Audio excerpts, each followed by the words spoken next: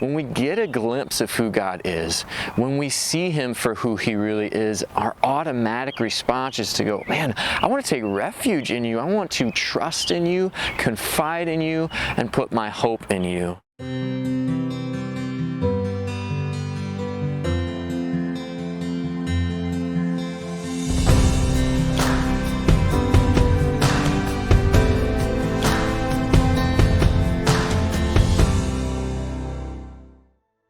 Hey Grace family, and welcome back to our midweek check-in. So a quick review of last Sunday.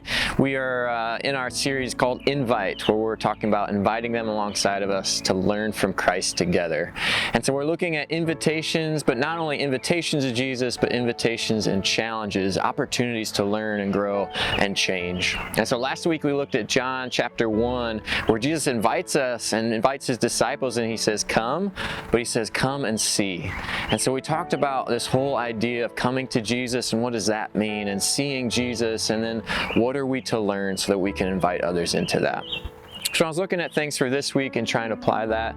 I came across Psalm 34, and it's a really well-known verse, but the connections to what we talked about are so deep and just so real. So I just wanted to share those with you and encourage you with Psalm 34 verses 8 and 9 this week.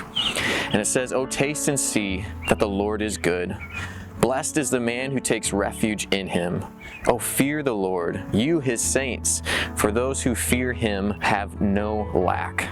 And so it's just that idea of taste and see that the Lord is good. And in these two verses, it shows us a couple of things that can lead to when we choose to see and we choose to focus on Him and on Jesus. And so a couple of words that really stood out. It says, blessed is the man who takes refuge in Him.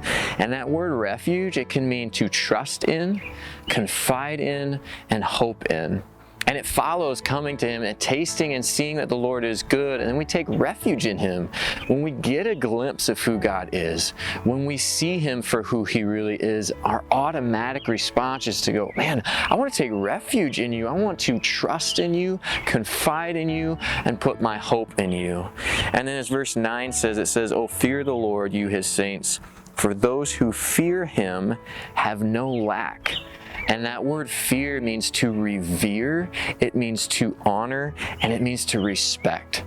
And so all of these things naturally flow when we taste and see, or when we come and see Jesus, and those parallels from John 1 are just so obvious here in Psalm 34.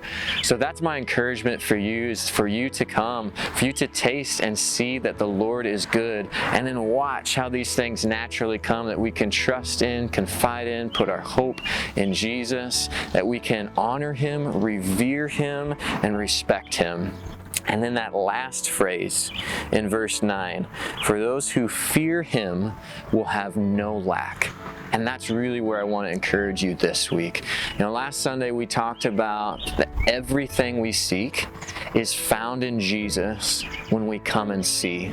And then verse 9 here re-emphasizes that. It says that lifestyle, those who do that, those who fear Him, have no lack.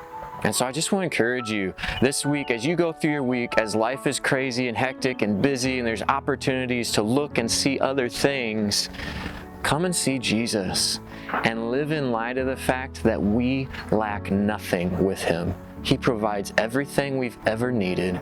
He gives us things that we could never get or earn on our own.